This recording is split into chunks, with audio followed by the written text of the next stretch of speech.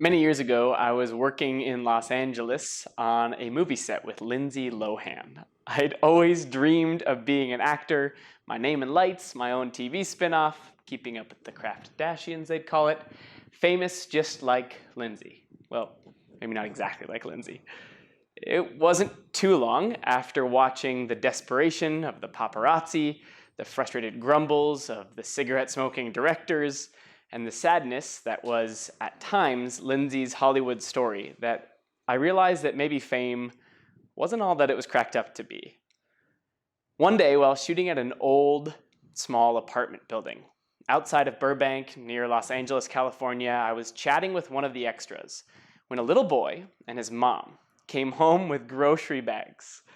The mom with one in each hand, the boy with like 3 on each arm. Their apartment building had been like overrun by trailers and lights and multi-thousand dollar cameras.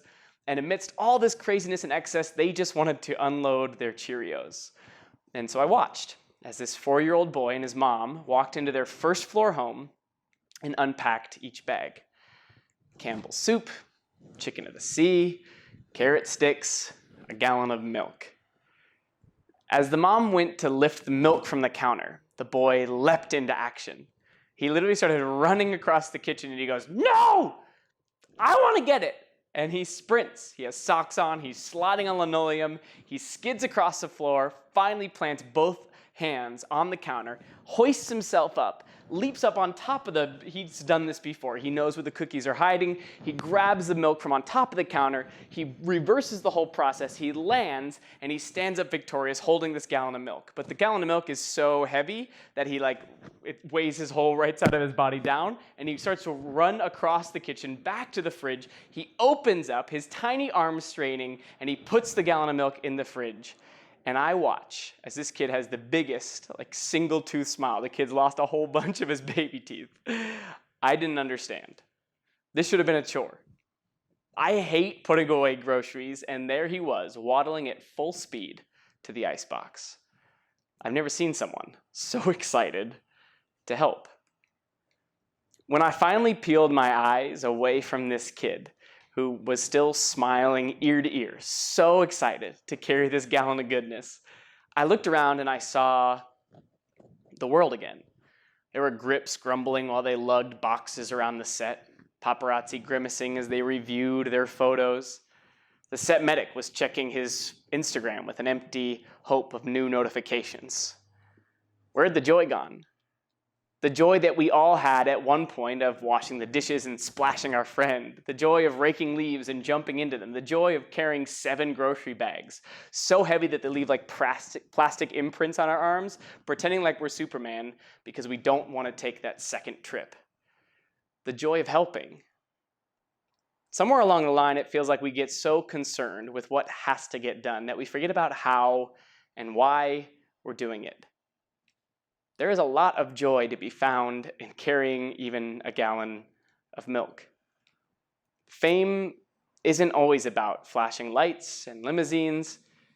There are some people who are famous, perhaps only to us, in the significant impact they've had on our lives. They are famous in our memories, in our hearts, the people who have made us feel loved or unloved, the people who taught us profound or silly things.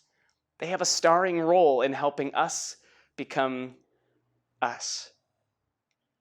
Many years later, that kid, I don't even know his name, but he's still famous to me. I think about him often, about the thrill and excitement and joy that this kid had to serve his mom, about his mostly toothless smile and his sagging arm weighed down by a gallon of 1% as he charged that fridge to help. And whenever I feel frustrated or bored or angry, I try to remember that moment. I try to remember that when we help others, we usually end up helping ourselves. When we serve people, we are rewarded with so much more in return. That when we search for joy in simple opportunities in life, the walk down our school hallways, the walk around our living room, doing dishes with or alongside your family, giving someone a simple compliment or a voice memo that means something for them, is we realize then the little things we do that add up to make the biggest difference. I want my life, my fame, to be measured by the number of people I help, the number of gallons I carry. So find some way to help today.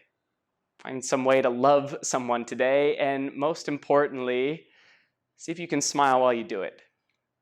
You'll never know in whose heart you might become famous.